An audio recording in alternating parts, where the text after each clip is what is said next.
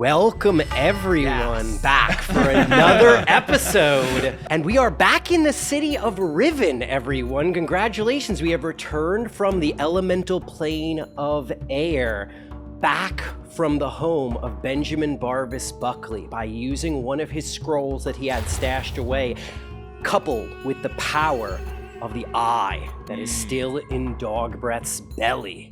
We have made it back at the house in the city of Riven that is the home of one Terram Wimbleworther. We are just outside of his house. We saw that up in the sky, the rift to the plane of air has only grown larger, and we saw an array of what appear to be elemental towers and battleships at the ready. The plane of air seems as though they are poised for an invasion of the city, and the knights of the division are doing their best to try to keep order and stymie as we are seeing people panicking all around us in the streets. It's Godzilla time. People are pointing up, people are screaming, people are running. Even though we're not under active attack, there are people panicking throughout the city. There are magically augmented alarms going off that are just the knights shouting with magically augmented voice. Everyone stand where you, be careful, there is a curfew in effect. And the door to Terram's home flies open. We see this poor, innocent young man look out in confusion, look up, and then his eyes widen, we think, in response to what he's seeing in the sky. But no, he's doing a double take and looking back on the ground. You can see the expression on his face like, I just saw something very important. It's, and he gasps and he points. Oh my God, Dogbreath. Dogbreath, what are you doing here? Look out! And he points up at the sky as though we didn't already fucking know. And Terram immediately, oh my gosh, Dogbreath! Oh, did you come to me? Are you here? I cover up my cloak. Terram, thank you. Yes, relax. I got everything under control. I know you do. You're gonna save us, Dogbreath. Thank you so much. Yeah, and I look back at Sigmund and I was like, I'm sorry. I don't think I've ever met Terram before. No, absolutely. Right, this was your first meeting with... Dogbreath, who, you know this person, Dogbreath? Terram Wimbleworther, Sigmund of the Forest. Oh my gosh, I'm meeting Dogbreath's friends. Oh my God. It's an honor to meet you, Sigmund of the Woods. Terram of Riven, it's an honor to meet you as well. Dogbreath, would you say this is like you friends meeting? Like you're introducing your mutual friends to each other? Yes, Terram. The Fellowship of the Eye has begun. Wait. Just kidding. It's like a 4-person fellowship? Because I'm pretty good at fellowships, I think. I look up at the sky and I'm like, oh, guys, the alarms are going off. There's not much time. Come inside. I was just cleaning up a little bit, and as he tries to usher you inside, you see him run in through the door, and he seems to be pushing things around. What would we like to do? I'll go in first, and I'll be like, he's safe. Believe me. All right, I'm going to keep a very careful eye on this fellow right here. So I'm going to take up the rear. I am not trying to cause a scene, but I got my eye on this fella. Absolutely. You keep your eye on Benjamin Barvis Buckley. BBB. And Dogbreath, as you lead the way into Terram's home, it's clear that Terram is currently cleaning, but in the sense that he is pushing things very quickly into closets and covering them up with tablecloths. He seems to have a mannequin set up that is about dwarf height with an improvised beard that he has put on it, and you realize that he has improvised your armor. He has a sort of fake version of you in his room, and it is built onto a sort of shrine of sorts that he is just doing a little bit of cleaning. He's trying to push into the closet right now. Totally understand, Terram. This is weird. Terram. I don't know what the fuck we're doing here. Apologies, Terram, and gratitudes. I am Benjamin Barvis Buckley. Hi, Benjamin Barvis Buckley. For just a moment, his head cocks and he goes, I know that name. You're the musician, Benjamin Barvis Buckley?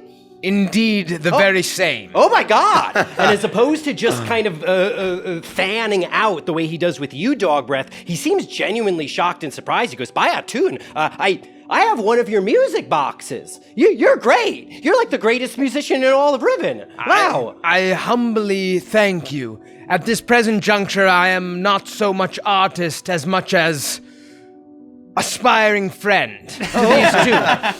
You know, I get that. I'm sort of in the same line of work as you, actually. I can't believe I have my favorite musician, my favorite individual on the planet, and a friend of my favorite individual on the planet here right now. 3 celebrities. The insecurity is starting to creep into me right now.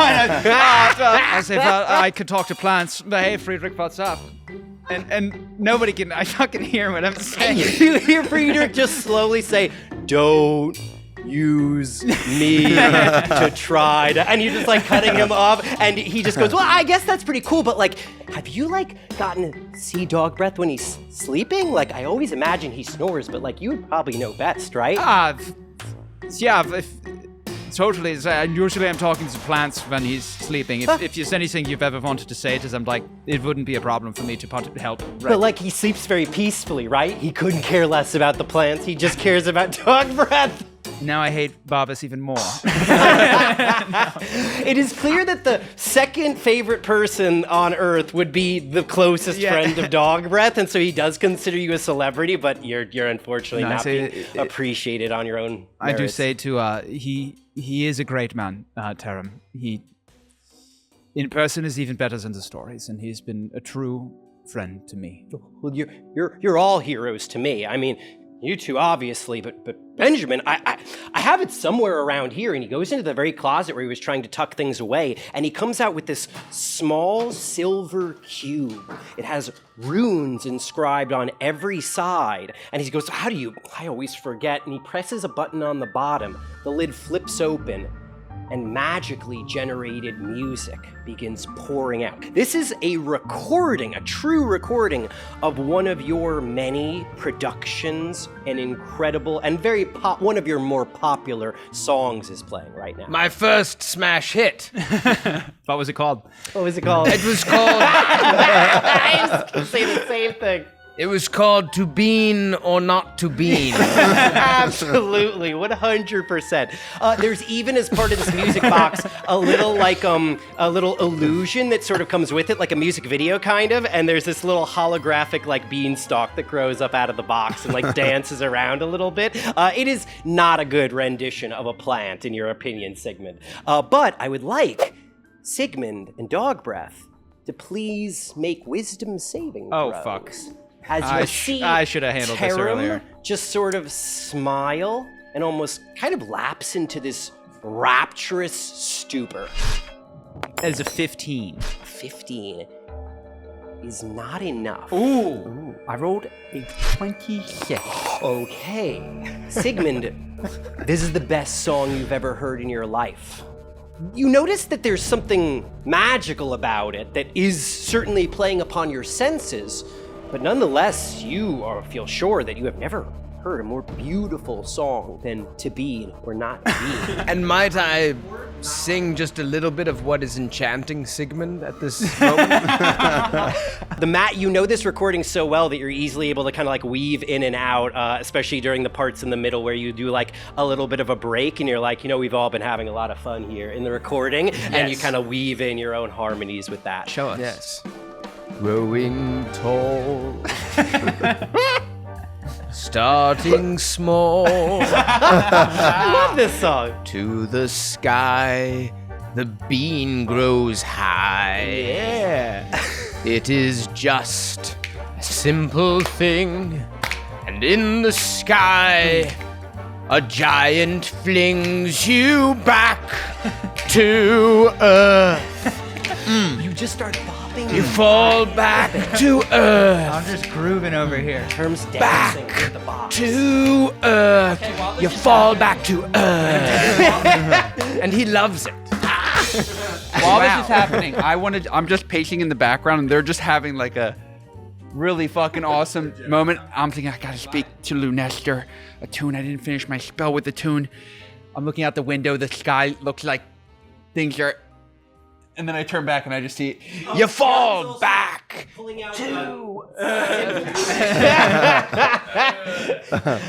Taram is also pulling out simple instruments, and he starts handing them out to people, and he just starts jamming out a little bit while you're watching. While I'm like jamming and playing, you tell me if I can. Absolutely. I'm playing along, like, I telepath to Dogbreath. I'm like, right after this song, Dogbreath, there's something very important I need to tell you about Benjamin. Yes! Just let me finish real quick. Absolutely. I don't trust him at all. And then him back to You don't trust him. You love his music. You say all that to Dogbreath in your mind. Dogbreath, I would like you to please roll an Arcana check to see if you are realizing what's going on here. No. I rolled an 8. You have no idea what's happening here, except that there is magic in play in the music box, and yet at the same time you know that this is a simple little enchantment of a recording. Like, this should not be magically affecting anyone, but you know this song is not that good. Very surprised. Less at Taram being so overwhelmed by how impressed he is by it, but Sigmund getting caught up in it. You don't know if he's under some sort of enchantment or not, but you do notice that he seems to like the music way more, almost like he's hearing a different song entirely. Oh, kids these days with their pop music and their new apps. I don't even know how to work this thing. Okay, I hear him in my mind. I don't trust him. Yeah, me either. This music isn't good. I need to talk to Master Lunester. Max, somebody. When you're done your song, we need to game plan. I've speak back to him. Yes, just one more moment. Just after the bridge, but I think he's lying to us, Dogbreath. I think he's out to hurt us. I cast Thaumaturgy or Thaumaturgy, yeah. Thaumaturgy, Or and I go, thaumaturgy, yeah. Enough horseplay! Does it do anything? Absolutely. As it echoes throughout the room, your voice, Taram freezes, and he is so compelled. Let me just make sure. Yes, he seems to blink and is aware that he's just been jamming out this whole time. He goes, "Oh, Dogbreath, I'm so sorry." And he shuts the music box. The music cuts out, and instantly, Sigmund, you kind of blink and realize how kind of ridiculous it was that you were just playing music along with everybody and jamming out. Everyone quiet! The city's under attack! There's no time to listen to music and listen to it and sing it. I need to talk to God. I need to talk to Master Nalester. God. You're right. We need to leave here, and I want to get Barbas out of this house. I say, Taram, it's been an honor. We'll come back, and I'd love to talk more some other time. Well, I just want to say, I agree with Dogbreath too. Dogbreath, you're right, absolutely. And I just want you to know it means so much that you came to me in your time of need, and that you came to me for help, and that you sought refuge in my home. It really has changed my whole life, I think. Are you sure you don't want to crash here a little bit longer? Like, you could use this as a base of operations. Taram. If you need to talk to Toon here, like, I could give you my bedroom. Like, it's fine. I'm used to bodyguards, like, escorting Taram away. I was like, Taram, get a hold of yourself. You've been my greatest friend one way. And you see him start, come on, record. And he starts pressing the music box and trying to hold it up to you. Could you just say that one more time real quick? Taram, be quiet. I take the broken chain that I had, my amethyst stone, and I say, yes, I need you to hold on to this. Because I feel like every time I had to get him to shut the fuck up, I have to give him something with the money last time. So. Taram. This chain. Is it a magic chain?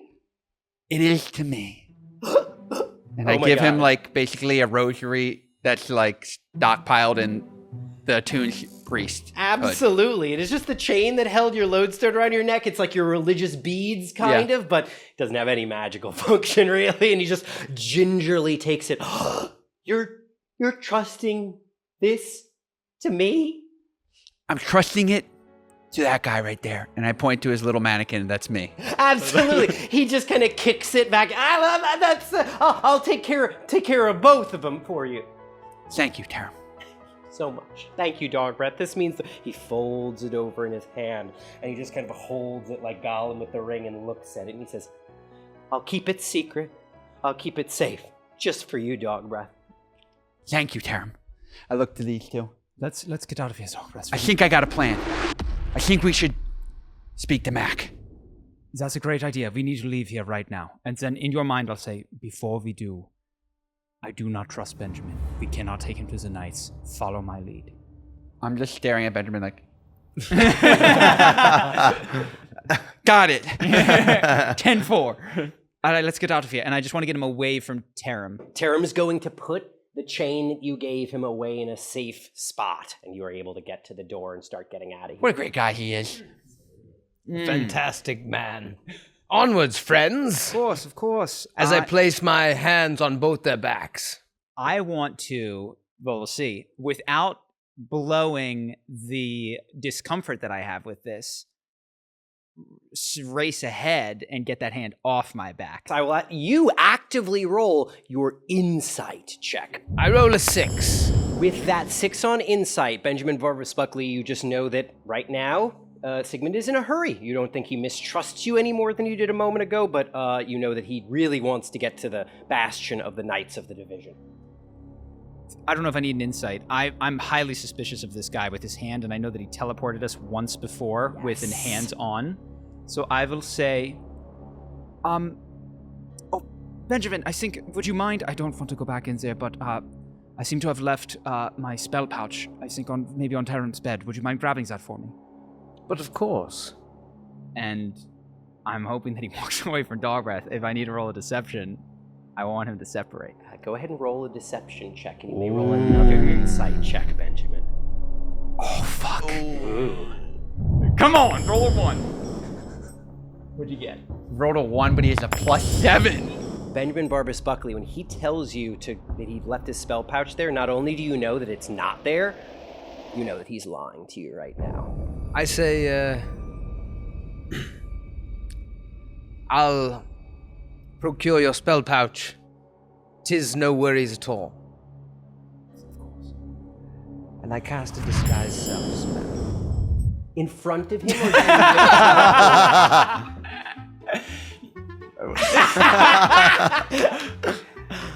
I cast it as I get to the door, so that I appear in the door as a neighbor of Tarim. I'm going to say the door is actually slightly open, and Tarim is still putting stuff away in the back room. So you can walk in, and as you enter the front room, you're already changing as you step out of their view. Yes. You are looking like a neighbor. You haven't seen any neighbors of Tarim's. Go ahead and make a deception check just to see how good the disguise is. You do not have the conventional advantage this spell would give you. Wow. I roll a 21. With the 21, you look like a completely nondescript neighbor of his. Not a particular neighbor. He's not going to know who you are, but you look like you could be somebody who lives in the neighborhood, a local human, assuming. So I assume there's like 5, 6, 7 seconds while he's going in. I have a telepath to Dogbreath. I say, Dogbreath. He's just Dogbreath, Unesco's gonna be so mad. Get a hold of yourself, Dogbreath. Do not let Benjamin touch you. He is not on our side. What? He lied about the scroll. Benjamin Barbas Buckley, you've just gone into Tarim's home. And you are now in the form of one of his neighbors. What do you do? I say to Tarim. Tarim comes bursting out and he goes, "Oh, did you see Dogbreath leave? He came and he visited me." Yes, isn't he marvelous? I don't think he is. You know, I don't think we've met, but I'm sort of putting together this like a club of sorts, and like we meet on Wednesdays and talk about Dogbreath. My God, I would love to join that club. And yes, I just I'll think, put your name down. what you do here with all your art and your little thing that looks like him, I think it's so fantastic. Heard about that? We're not supposed to talk about it outside of the meetings, but if you're going to be coming to the meetings, I mean, whatever. And he just smiling pulls out this like shrine to Dogbreath. I adore it. As I back out slowly and turn to face Sigmund and Dogbreath as the neighbor, I cast a mage hand to close the door and lock it behind me, so that Tarim cannot exit his house for a moment. Okay, absolutely. Okay. Right now, Taram is using a set of dolls that are basically action figures for him. This guy is flying close to the sun right here. Chaos. Yeah, this is chaos. Staring at the shrine and has his back to you right now, and you see him holding up a little figurine of Dogbreath, and while focused on the figurines, he's explaining, see, I would have Dogbreath fight the giant monster, and he's recreating the final battle of Dogbreath versus the threat to the city that the watchful lord called upon, and you are using this as an opportunity to sort of step out the door, shut the door with a mage hand. Yeah, can I roll something? I would like a stealth check from you, first of all. Because when he tells me that I'm not to trust Barvis Buckley, I'm going to look around. Absolutely. I rolled a 24. 24 Definitely Taram did not notice you. You shut the door. You even got his key with the mage hand, locked him inside his own home, and you have the key. I want to see. We roll perception. I rolled a 27. 27? How did you do, Sigmund? I got a fucking 1. A what? Absolutely, 100%. You don't notice anything, Sigmund.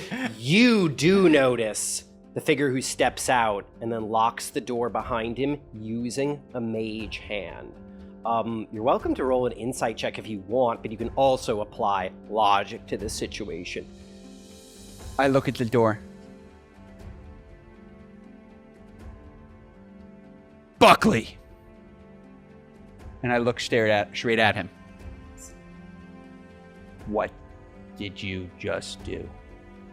With a list that time. What did you just do? Well played, Dogbreath.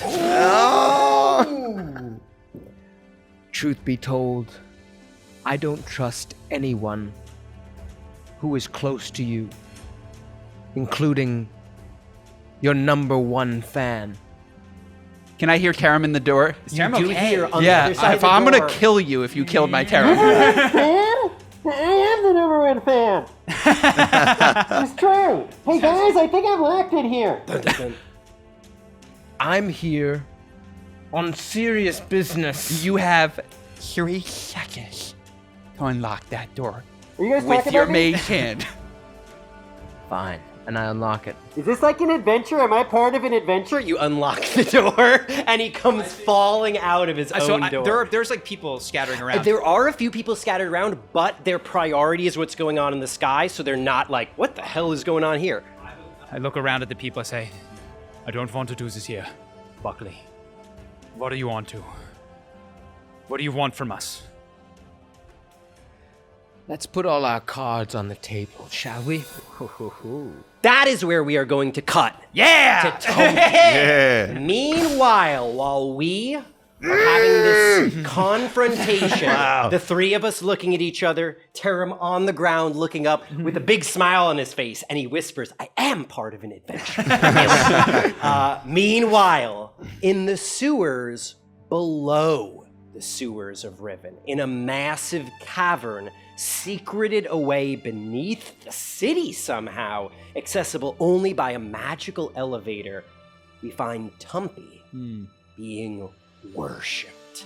It's so good. It's so good. Someone give me another fan. I love this. Another third fan This is- appears to fan you down. Oh man, this is something else.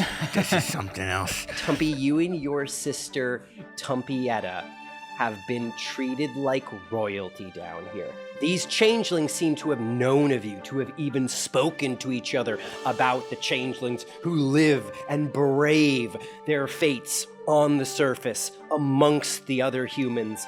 And you have met several of them at this point. Asmo seems like kind of the representative of all these changelings, who has not a leadership role, but an ambassadorial role to you. Yes. And he does go to the surface a little bit more often. He's the one who disguised himself as an old man and led you down here. You've also met a bunch of others. There's Harlan and Riley, who are both fanning you right now. There's Carolyn and Svethin. There's just a whole doing great. mishmash. You're doing great, Carol. Over 100 of these changelings down here of various ages. there? Svethin's there! We got the whole gang. Asmo's kind of given you also the tour. He talks about how, so we've kind of got a whole little community down here. We grow mushrooms as our main source of food. We scavenge the sewers for any supplies we can't make ourselves down here. Sometimes we host improvisational comedy nights on certain weekends, and we have a reading circle that I'm trying to put together, but no one reads the books really, and it's kind of frustrating, honestly, because we only have like 3 books down here. You think people could commit, but they don't. No, that's the darn bummer. Asmo, let me ask you something. You ever dream of more than this? Asmo's eyes go wide. I would like you to first make a persuasion check on Asmo, okay. but you have advantage on this. 23. 20 or higher. Asmo's eyes go wide and a smile breaks over his face. He says, so a lot of the changelings down here, they don't like to go to the surface. Even the sewers are dangerous for us. And yeah, we have this power, but a lot of them are afraid to use it even, let alone deal with the consequences if the knights were to catch us or something like that. But for me, and a few of the others, we've really wanted to do what you do.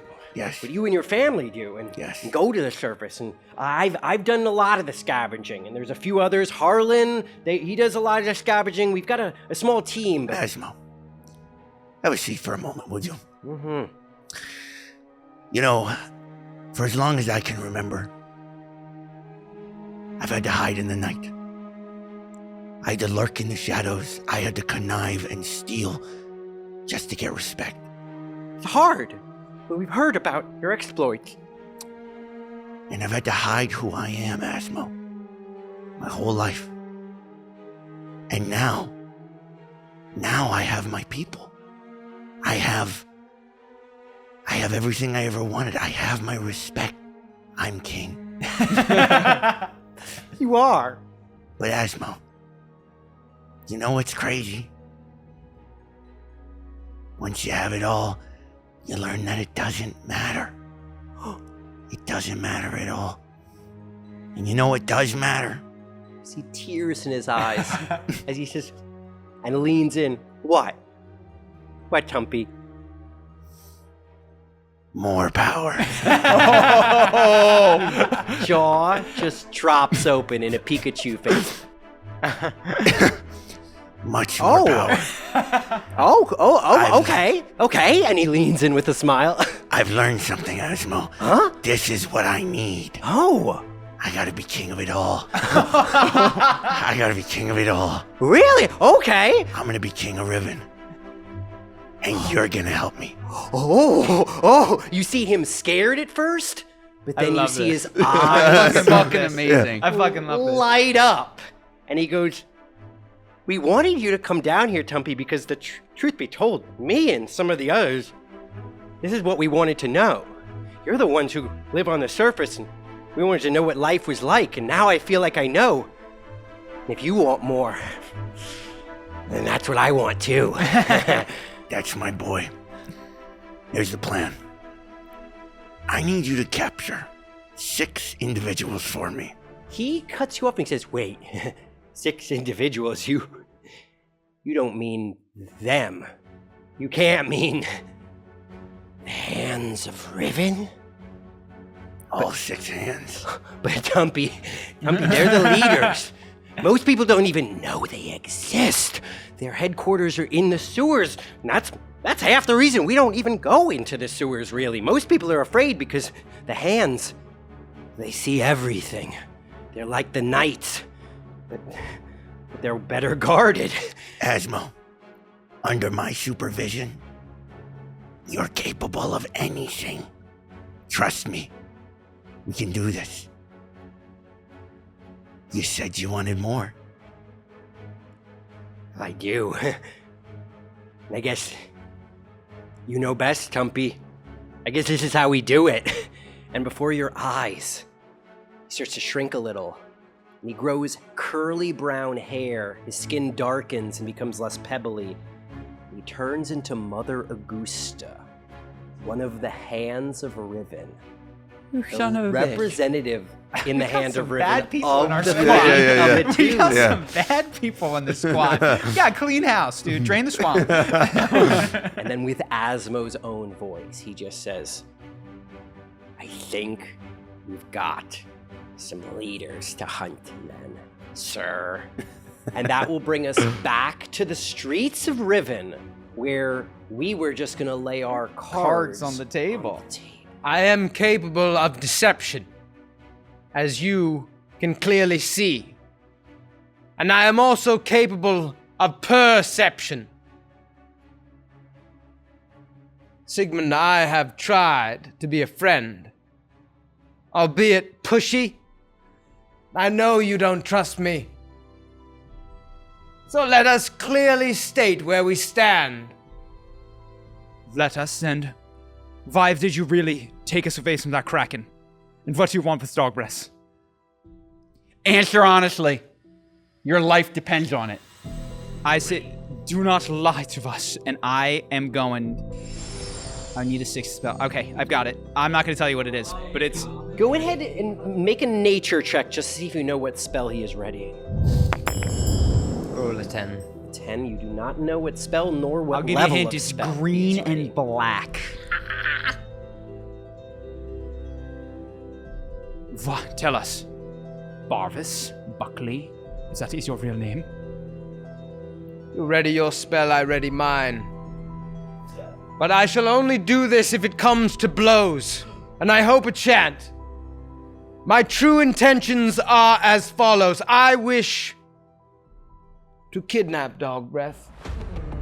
Stunned. Someone like running by in the street just gasps and then keeps running. Like they have no idea the context of the combo. And I wish to do this to save his life. So it's like 6 seconds is going by. I don't rip the spell. I let it fizzle. Keep talking. Smart, Sigmund. I happen to be Dogbreath's only hope in this entire world. Riven has become overwrought with danger, catastrophe.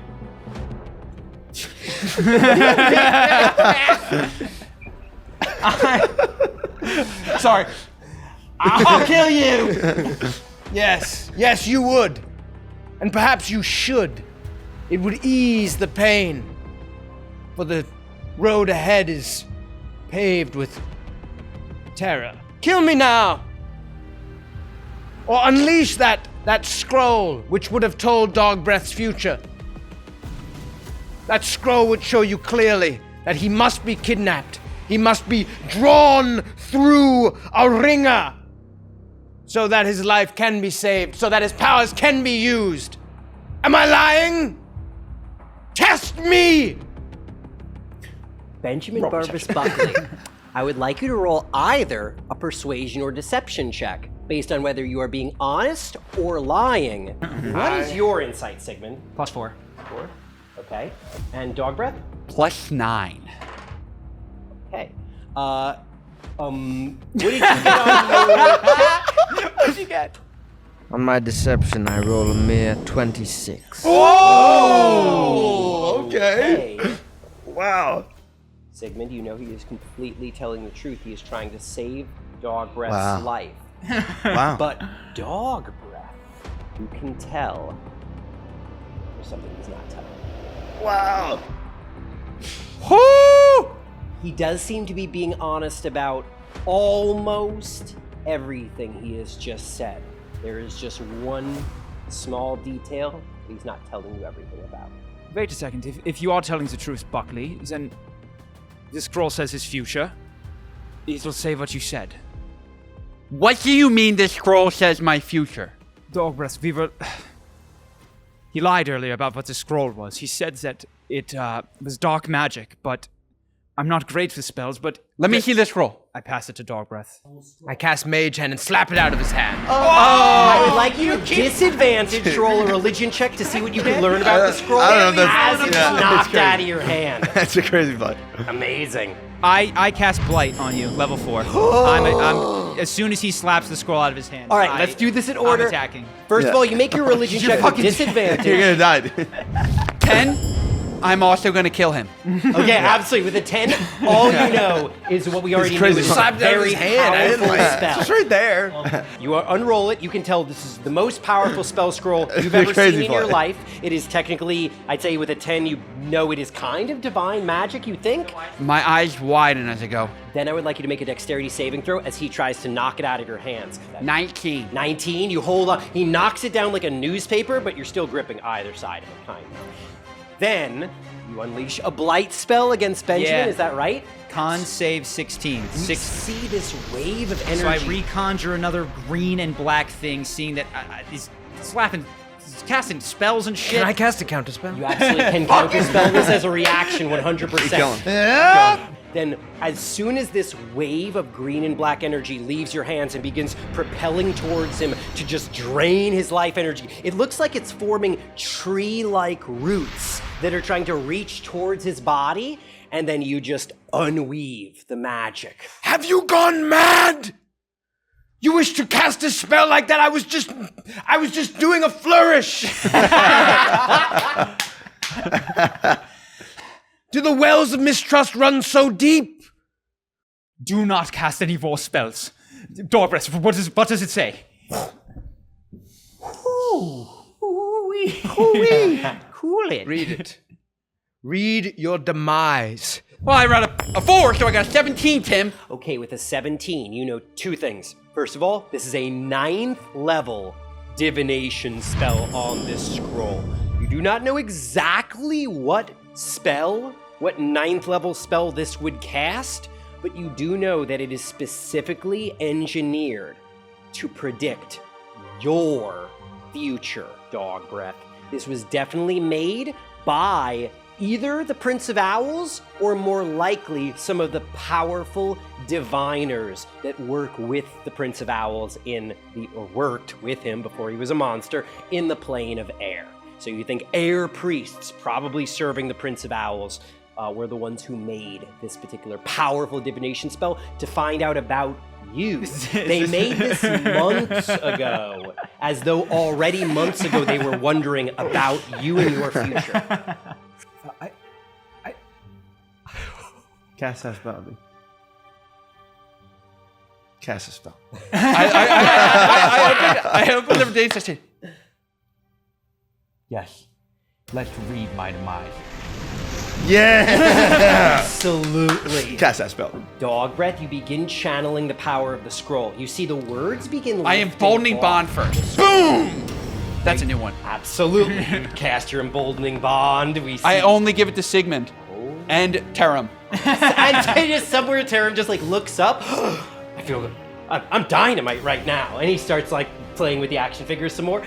Meanwhile, you know that this scroll is so powerful, it's actually going to take you approximately 10 minutes to fully cast the spell. You begin casting That's it. not sweet at all. The words begin lifting off the page, but as they do, you're going to find out if any knights are noticing that you're doing this powerful spell casting in the middle of the city. Fuck it, pass without trace.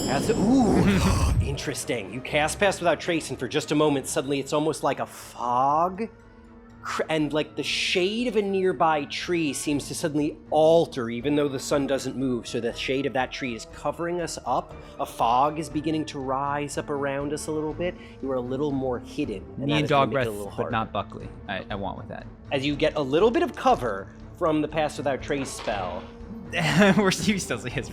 I am sorry to say that the knights must have Detect Magic active, because 2 knights What did they roll? on top of a nearby building rolled a natural 18. And with their bonus, they are noticing what you are doing. And probably the reason they're noticing is because they have Detect Magic active. So ironically, the spell that you have cast to protect him, they're suddenly like, wait, someone's casting a cloaking spell over there. Let's focus. Whoa, that's powerful magic. They become aware that 9th level magic is transpiring here.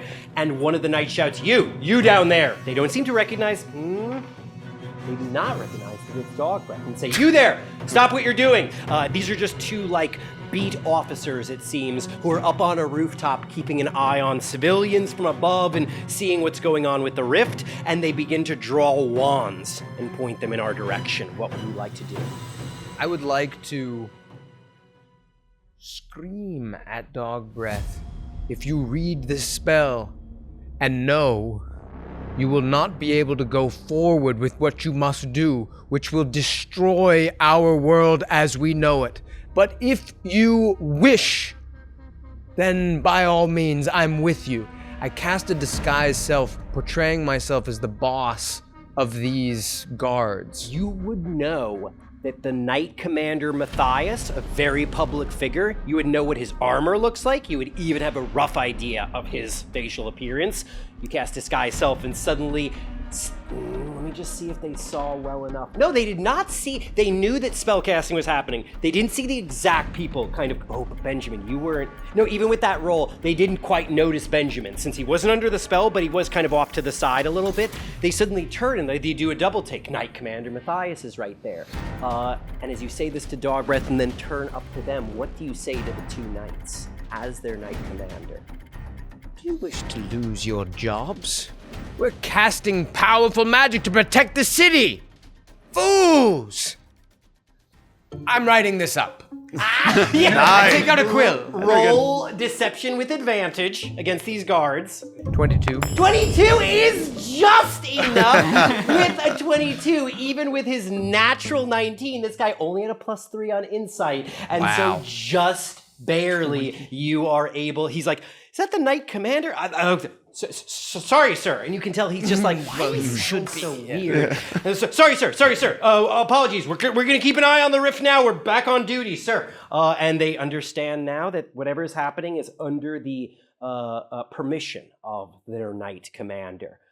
Meanwhile, Dogbreath, you have started casting the scroll. Do you wish to continue casting it out here in the street? Or do you start moving somewhere as you cast it? I'm going to continue. I don't actually care. I'm just. You can take it. Let me move with you, but I'm like, eyes glowing, presence of attune, reading this thing. I need all my powers. Focused on this.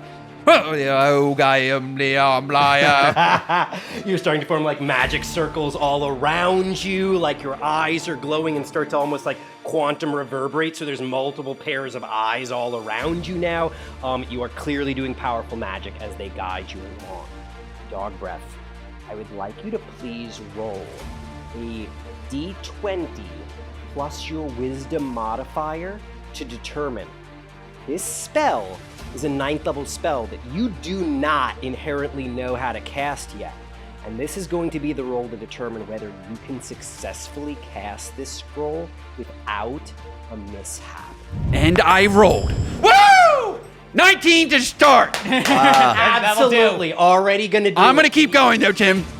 You don't stop me. No, that's a 2. Never mind. 26. 26. With a 26, you are successfully casting your first 9th level spell, Bang, bang. Dogbreath. Well done. And I get a level up. The words have all left the scroll, the images, the diagrams, and even at the center of the biggest magic circle on this diagram, you had seen a little sigil that represented you.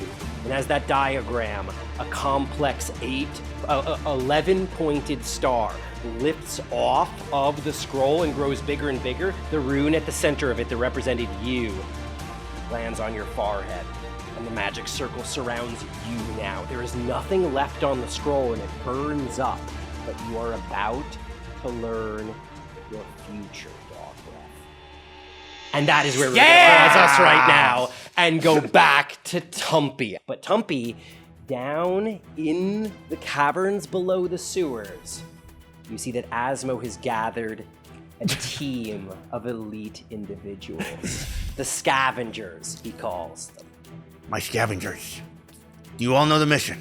Yes, King Tumpy. Salute. Salute. Good. Don't forget that. I like that. Absolutely. They salute again. That's good. Can you refill the great bowl as well? Absolutely. They have like this little child changeling come out and refill Yeah, the bowl. yeah, do you actually, I would love some licorice. Should we make that happen? Absolutely. We can send someone. We can send one of the other scavengers You could out. change into like a chef or Absolutely. something, go up there and just snag some licorice. I would really use them. Okay. Who here's the most dexterous?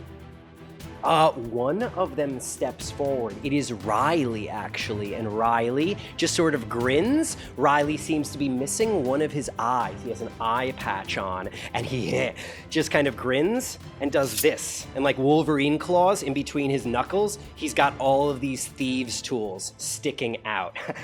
I've been to the surface probably more than, well, anybody but you, Tumpy. Perfect. Let's go. I'd like to give you the most difficult challenge.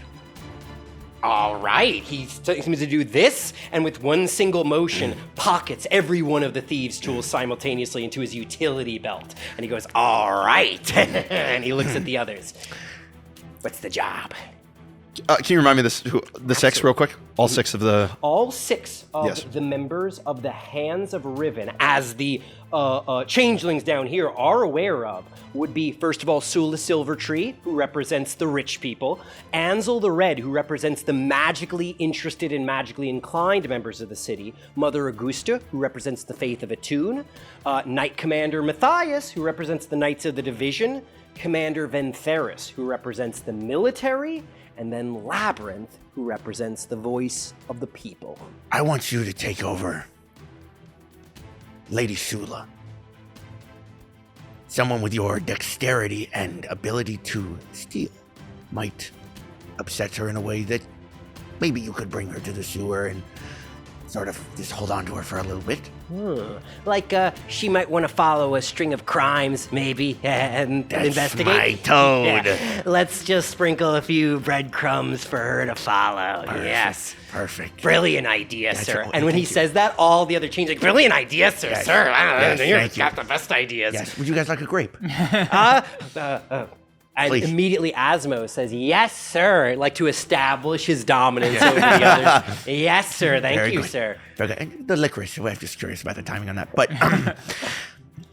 who here has got the most strength? Oh, absolutely. At this point, Carolyn steps forward. Carolyn kind of does a few flexes. I don't know if I'd say I'm the strongest, but she absolutely thinks she's the strongest. It's clear. That's great. What do you think of Knight Commander Matthias?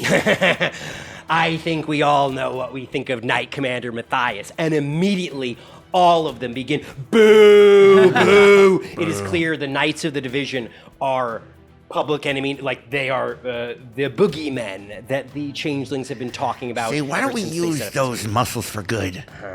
You know what to do. Just handle the man, would you? So, like, do I handle this permanently, or do I handle this on a Let me also- semi-permanent basis? I want no one hurt. Don't hurt him. The others begin nodding along, like that's smart, and you see Carolyn just like, what's hurt though? Like, I want the man, like, very most confused. you want him confused with only broken bones, is that right? Or like, Don't hurt him. no bones? No bones. Wow. Just bring him to the sewer for me, would you? All right, and if I need to knock him out but not break bones, Don't can I? knock him out. Okay, all right, I'll take care of it, sir. Well, here's got a good voice. Anyone can project well. Any projectors? Anyone got a good diaphragm? Absolutely. Svethin steps forward, and Svethin, who's the youngest of all of them, just goes, Sir, I would say that I'm not a singer, but I've pretended to be one for the camera, as it were. I've had mages record my performances every now and then. They didn't know it was me. And others are like, yeah, he kind of takes too many risks. He shouldn't be doing that. Yeah, that's okay. Would you like a grape? If I can, Go sir. right this way. And you You see can actually go Asmo just kind of like, all right, fine. Yeah, just give him a grape. I'm actually, I'll use you for something else. You know what? Okay. Who here's a little, who here can do a little good convincing? Okay. At this point, I would like you to roll a persuasion check real quick. I got an 8. Okay, with an 8, all of them start to look at each other, and some of them start arguing over who's the most persuasive. Others of them seem to think that I'm not persuasive at all, and you're having trouble figuring out who is the right person for the job. And that is when a voice from behind you echoes out, a voice all too familiar, though it's a voice you haven't heard in quite a while before you rescued her. Tumpietta sounds out, I don't know. I convinced you to come get me from the plane of air. I think that's pretty persuasive. Shut right? up. Shut up, Tumpietta. Hey, I'm just saying. Oh, God. Where you been? You've been this has been so nice without you for a minute. She It's crazy. steps out of the shadows with a kind of smile, and that is when you notice that she is still, number one, in owl form. And number two, though that's not the, others have been kind of coming, going in different shapes, and no one's really, everyone's like, oh, an owl form, interesting, but they don't associate that with what you associate it with. She emerges in her owl form, and you also don't need a check to notice that her feathers around her eyes seem like they have taken a lot of damage recently. She has been crying a lot, though she is putting on a very humorous sort of like, what's the mission, boss? But it's clear that she's still emotional at the moment, trying to cover it up. Step over here with me for a sec, sis. What? We're talking about a mission, right? I'm ready for a mission. Let's go. And they're all like, "Oh, welcome to Tumpietta. She goes on the surface as much as you do. We should give her a job." Yeah. Just give me a moment, my sister, if I may. Sir. Thank yes, you. sir. That's Absolutely. great. Help yourself to some back. grapes as well. As soon as they had all looked at the bowl of grapes, Please. And immediately they all just fall in and My start grapes fighting. are your grapes. That's great. But Absolutely. How you doing, sis? What? I'm fine. You don't look fine, sis. I'm telling you that I'm fine. Go ahead and make another persuasion check with advantage. 18. An 18. She says, I haven't been resting well down here. I sense him. I still sense him. You know that it's not just my imagination. I'm telling you, he's still out there. He's out there somewhere. He didn't die. He did, but what happened to him during that battle, that was in him. The real him, my prince. He's still out there somewhere, and I can feel him. It's just sort of just like a bodily feeling, as if you got some like what? No, You just feel it. it's a connection. It's an emotional connection, but it's also People grieve in a myriad of ways, sis. You know, like it's that's not what this is. one of the stages is denial. You know that. Before I ever ended up in the plane of air, I was already. It was like we could talk to each other, and I had that connection with him. And that's how we started to kind of get to know each other. And then next thing I know, it was like a fairy tale. I got whisked off, and I was with my prince, and it was like a dream come true. I still sense that right now.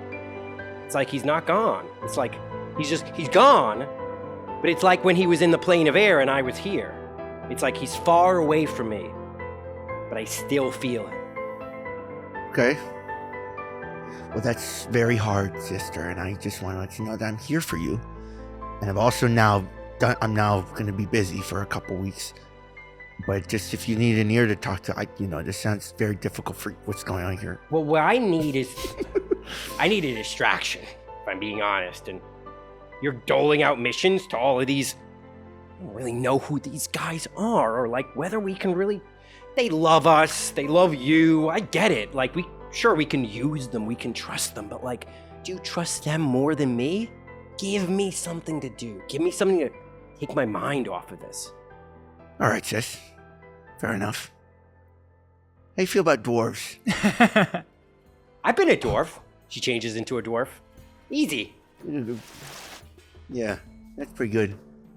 Look at the beard. Yeah, Doesn't he, what, you want bigger beard? No, the beard She looks grows great. it. Yeah, maybe make it a little shorter and you got bigger biceps. A as little well. short, Squire? Stocky, yeah. Absolutely. Yeah. Okay, yeah. Let me hear your dwarf voice too. That's like a kind of like very stereotypical dwarf, right? Yeah, absolutely. Yeah, they'll be fine. All right. I love smithing. Boy, mining's cool. I want you to get close to Mother Augusta. She says, I can do it. I can do it. Okay. Get close to her. She says, easy. Easy. That's my sis. Slap me with that owl feather. She waves a feather in the air, winds up, and then changes it into Mother Augusta's hand to high five you just at the end of the wing. Go. There we go. Absolutely. I got your back. And she says, you better go talk to the others. And you hear the clatter of a bowl of grapes hitting the ground and a lot of people yelling inside of that My room. grapes are your grapes, everyone. Remember that. And don't hurt anybody. Just want to make that clear. Especially that one. Absolutely. And I think that is where we will pause you right now, Tumpy, and go back up to the street where Dogbreath has just finished casting the scroll from the Prince of Owls, created by some of the most powerful diviners in all of the multiverse. First of all, Dogbreath, I would like you to roll a religion check to see if you know the more practical, mechanical benefits of what you are gaining right now. So I rolled a 16, 18. A 15 or higher is all you needed to know that you are suddenly getting overwhelming visions of your future that are hard to parse out. The easiest ones to parse out are the immediate future. You start to see like I'm keeping a good eye on this fella, by the way. He was like praying over. As you are finishing the scroll, you are aware you keep seeing glimpses of the future. In particular, every step you take, every moment that goes by, you're getting echoes, multiple echoes of your potential future. Every round you see 6 seconds ahead of you in a semi-clear way, enough to give you advantage on every D20 roll you are going to be doing for the next 24 hours. That is the duration of that foresight effect that you are getting. So I want to ask you a question. Secretly. Whoa, dude! I know what the guy. I know what he's asking. We got a lot of Confederates in this group. Yeah. And it is all I will receive. I do love it. I know, but to be clear, I'm keeping super fucking eye on this guy. Absolutely. Like You have I'm your locked. full focus on it. I'm locked in on this guy. In fact, go ahead and make a perception check or insight check right now, just so we know what the stakes are. Only a 16. 15 is the number to beat. I would like you to please, it would be a stealth check unless you can figure out a way to move your hands and speak and slip other words in without being obvious about it. So I loudly say, Dogbreath! I prithee, look not into your future. I don't wish for you to see it. Damn you! As I do this, I cast a major image. You slip in this spell casting as though you are shouting at Dogbreath and gesturing at him, but in reality you're casting a spell. As soon as I have foresight, I am going to go God mode. If you roll a perception or insight check against him, then you can roll with advantage, Dogbreath. As your What we foresight got, kicks boys? in. Natural 20! I am God! As he gestures at you, you know he's casting a spell. And, you rolled your perception check, right? You got a 16, right? And you got a 25. Sigmund, you don't know the spell is being cast. Dogbreath, you definitely know there's a spell being cast. You don't know what spell it is But unless you can it still goes off. get a right? good Arcana check. Exactly right. I simply wave my hand and cast Resilient Sphere on him. Interesting. God mode. God mode. So what is it? Before you say what it is, I'd like you to make an intelligence saving throw to see if it's affecting you or not. Oh, bad 2 and a 5. I rolled a 6. Okay, absolutely. Then Dogbreath, you start to see visions of your future. But, No. and you know, it is because at least somewhat of the spell that he has just cast, there's not an illusion appearing in front of all of us. Instead, your visions keep getting changed. You can't tell which ones are illusions and which ones aren't. Benjamin Barvis Buckley, I would like you to whisper to me what you would like him to see. I think I need to whisper to you what he's going to see, and then you tell me what you want him to see instead.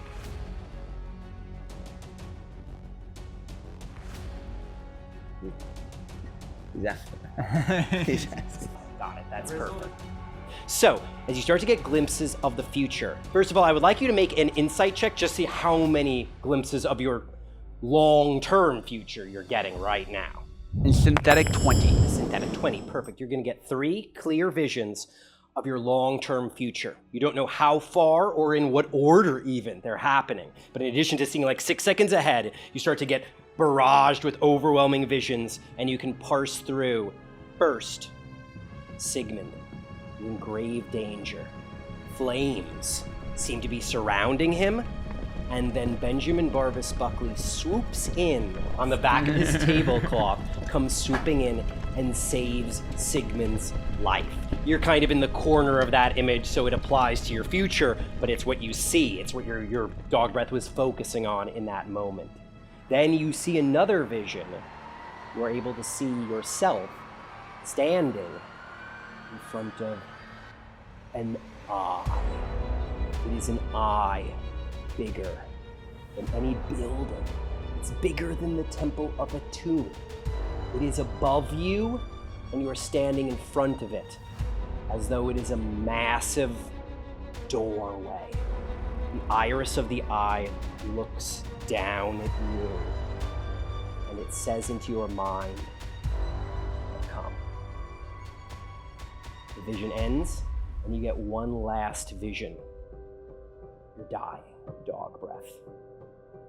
You are laying on the grass. There's a ruin nearby you. Make a history check to see if you recognize the ruin. I rolled a natural 20. Natural 20. I was going to give you advantage. You don't need it. It's Haven. You're in Haven right now. The ruins are the Eye of the God Temple. The tents are the refugee tents of the people who have been flooding into Haven. And you're dying. You're laying on the grass dying, and you don't understand why you're not healing yourself. You're trying to remember in this vision, did I run out of spell slots? What's going on? And then you realize you're letting yourself die. Because as you die, the earth is being saved. So you're okay with it. That's the end of Dog Breath. Now, Dog Breath, you know, because you had rolled a critical hit on your check to notice that he was spellcasting. You don't know if it affected your visions or not then. All you know is that he cast a spell and then you got 3 visions. Wow. Luke's resilient sphere on him. I put him in a bubble. Suddenly no magic. A translucent bubble appears around you, and you are just boing inside of it, and it starts rolling around a little bit. I feel the magic end as the resilient sphere closes on him because I know he casted a spell on me. And I feel into the visions again. Make an insight check to see if you can tell the true visions from the false ones. Oh my god. 28, and I can start running D4s if you would like. I rolled a 32. I don't think we have time for guidance at this point. Well, no, but he's your got emboldening emboldening bond bond would apply, absolutely. 32. 32 with a 30 or higher. You know that most of those visions weren't real. What? Oh, you sneaky little guy! Oh my god! Sneaky little guy! Dude. It's as though he has covered up the visions of your future. What a You were crazy- sneaky too! You said you wanted to play Wow. Dungeons and Dragons! That was You said you awesome. wanted to play! came to my That's house. crazy, Came to my home! Now, here's the thing Oh with the my 30 or higher, I will God. tell you one other thing. dude. Not all of them were false either. There's one vision that was real. But it was the second one. It was the vision That's what I felt too. of the eye. Oh! Jesus. Douglas, what's going on? I see he puts him in a sphere and he goes, no more. That's great. A tune has spoken. I see my future. I know what I must do. Thank you. And Let then, me out of this bubble for God's and sake. then, Rolling and then, around. Bubble boy. any last words, Barbara? Whoa! I beg your pardon. I beg your pardon that I just smite him. You've seen your future. You know that you must die to save the world. You know that I am integral in this.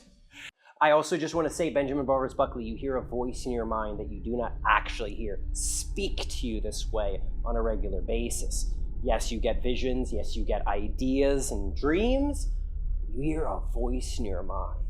It simply says, they know too much.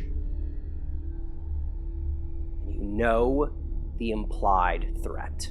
I pray for mercy. I have come too far. I am scum. Do not kill me. Do not send me back from whence I came. I begin to confess everything. I did not come from nothing. I grew up in a rich family. Much like you, Sigmund. Rich in familial generosity. Fucking in and hollowed out the whole time. Okay, I grew up with more than you, So many Sigmund. trees. I was never a social fellow. I never had a girlfriend. I never had many friends at all. I didn't even get cast in the school drama things. I was fat. And inside I still am. A fat fatty. I pray for mercy. Take me with you. Do not kill me. You don't understand. If you kill me, something much worse will befall you. The tune forgives all. You may ask him. I drop the sphere, and then I'm going to holy. Yeah, what do I want to do here? I'm going for a very large attack on you. The Holy Avenger is hovering behind you, just to be clear, and keeps moving closer and closer to him. May I speak? Sure. Is it not like this, Dogbreath? I am with you. This is a bad person.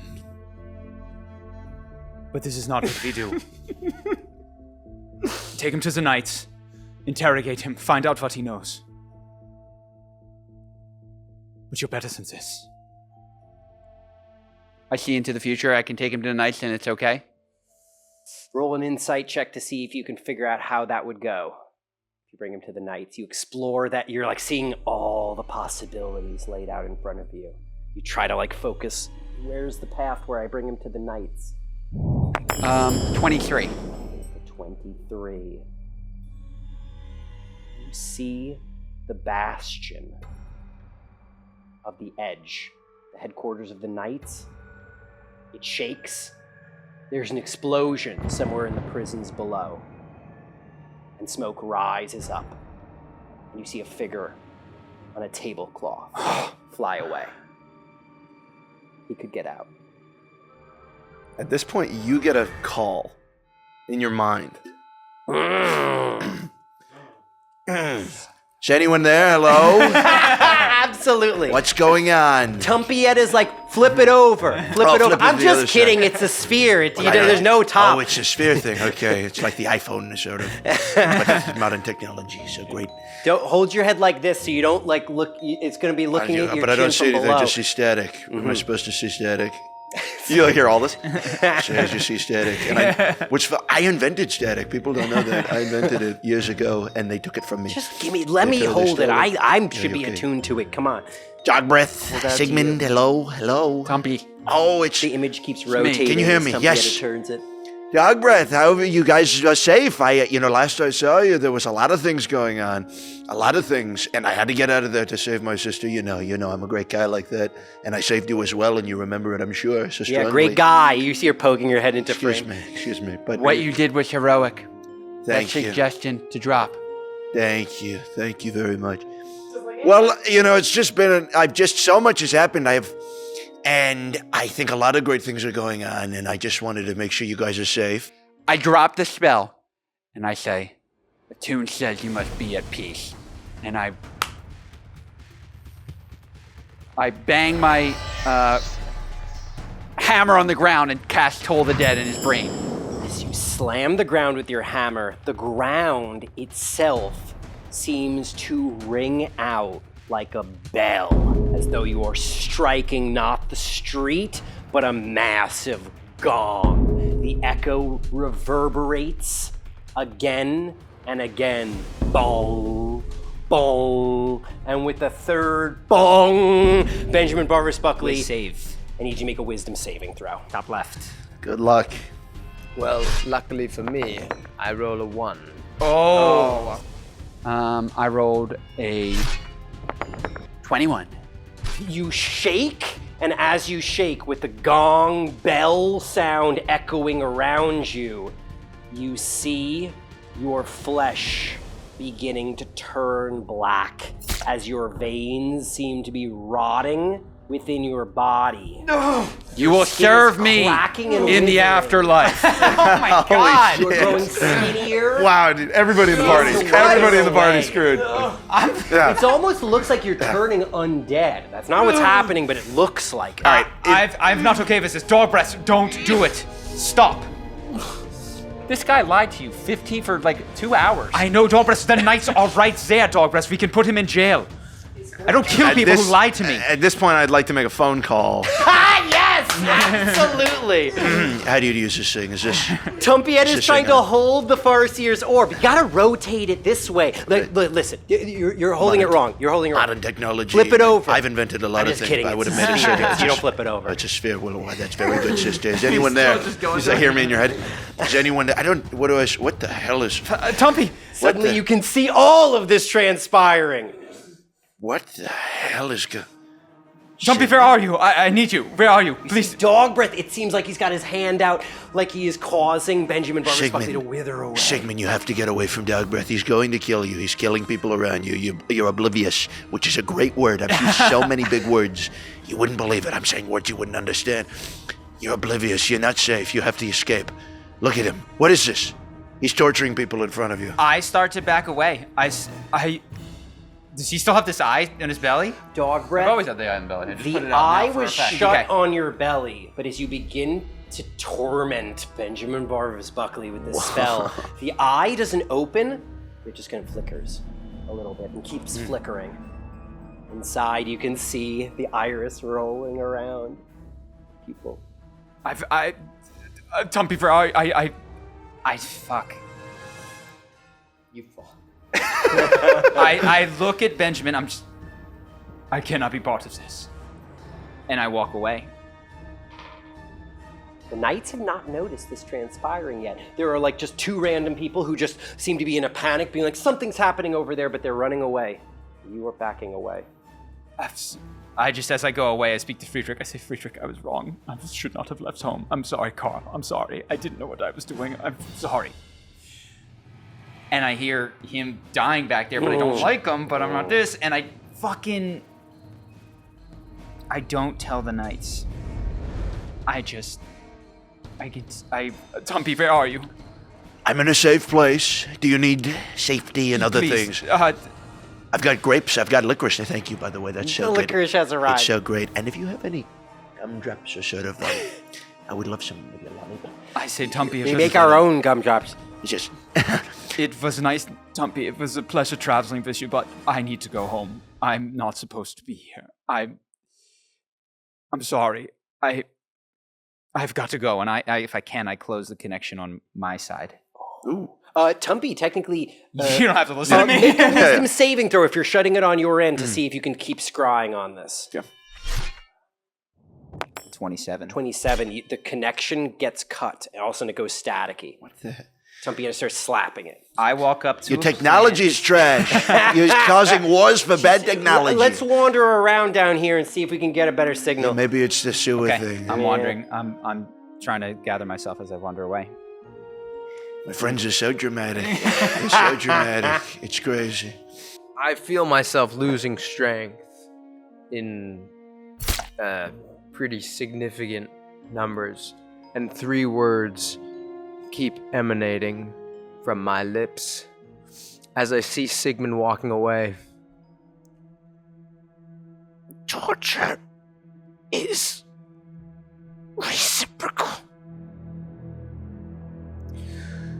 Sigmund! You will not live this down! I hear him screaming at me. You walk away from me now! You will not just die! Your seed will die, and your brother will suffer as I suffer now. As I be, and like, it's not just me saying that, it's like my inner fat person. Okay, all right. I'd like to do like secret insight, so if only I know if it's real or not, so I can act accordingly. It's okay. I'm walking away. I don't believe this guy for a second. He has lied constantly.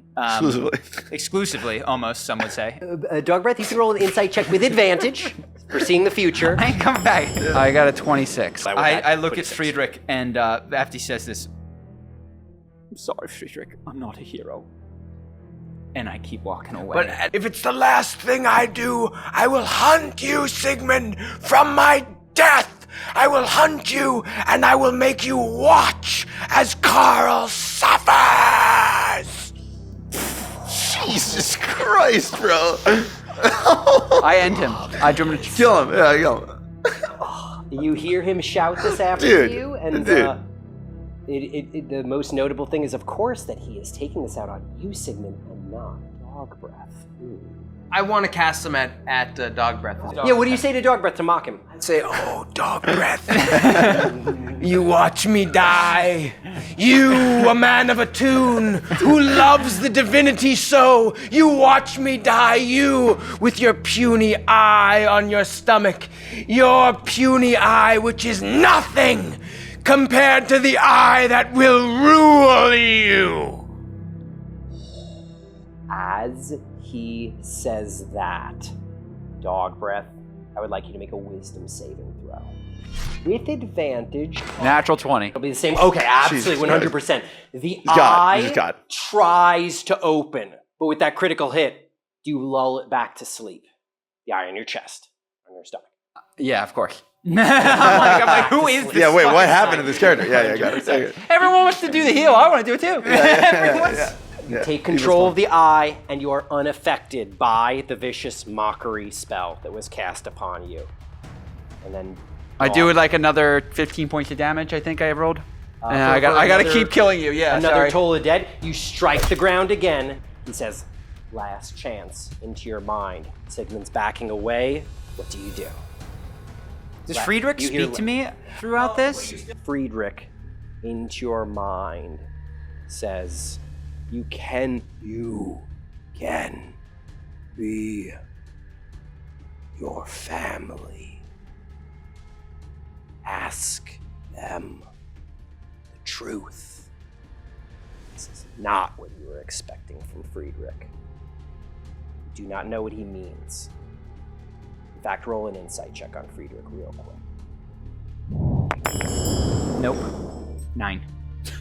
You hear the voice in your mind say, last chance. I cast Disguise Self. Yes. Love it. Who do you gotta look kill. like? Yeah, I have to kill him.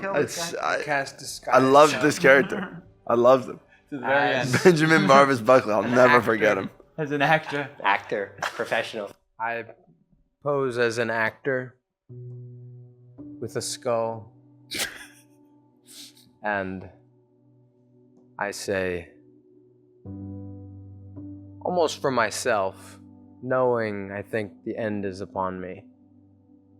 Tomorrow and tomorrow and tomorrow creeps in this petty pace from day to day. The last syllable of recorded time. And all our yesterdays have lighted fools the way to dusty death. Out, brief candle. Life's but a walking shadow. A poor player that struts and frets his hour upon the stage. And then is heard no more. You can't do the whole soliloquy. Yeah. It is a tale told. Keep going. Dogbreath, what do you I do? was just gonna ask. Sounds like Dogbreath's letting you. It is a tale told by an idiot, full of sound and fury, signifying And with that, we begin my final withering action. He gets a save, which is a whiz save. Whiz save. You're doing a Toll of the Dead? Is that Toll of the Dead. right? Absolutely. He can whiz save if they want several. Can you just roll the 30, dead? 36. So yeah, it all comes Wisdom down to save. the saving throw then. Wisdom saving throw you. for Benjamin Barbas Buck. Good luck, BBB. It was nice to know you. As I roll this, I begin to laugh.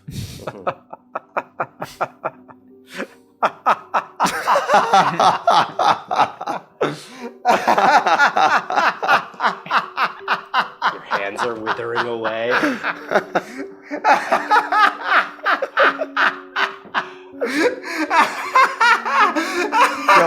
An 8! Not happening. With a failed wisdom saving throw, you continue laughing. I feel like I just released like the god of like fucking death. Your laughter is changing. It is as though out of your mouth, a chorus of laughter begins to emerge. As Benjamin continues to wither away into the corpse that you see, curling up like a mummy in front of you in the street. No, Tim! With a critical hit, every night in the city is just like turning, like, what the fuck is happening over there? He curls up, and then from out of his rotting chest, tentacles begin. Oh my god! Jesus. No! His head Oh is my ripped God. off by the font of tentacles. I wanted to like save this worms guy. That begin emerging out. Oh my Sigmund, as you come around the corner, that is when you see Oh my God. what was Benjamin Barbas Buckley being torn open by a larger robed figure that emerges from out of his corpse.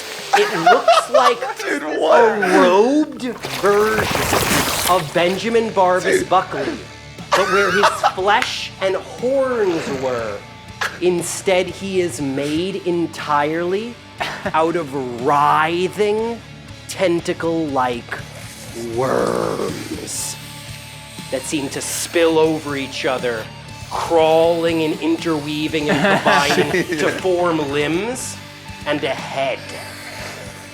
And where his eyes would be, multiple, about 18 different little eyes begin opening on the front of his face, composed of worms. I was gonna give this guy a healing word. Good thing. Jesus Christ. Does he serve me now? I would like us to roll initiative. No! And that is where we will pause for today! I got a 20. Well done! You tricked me! You tricked me and you tricked me! Amazing. Oh. Wow. Trickery.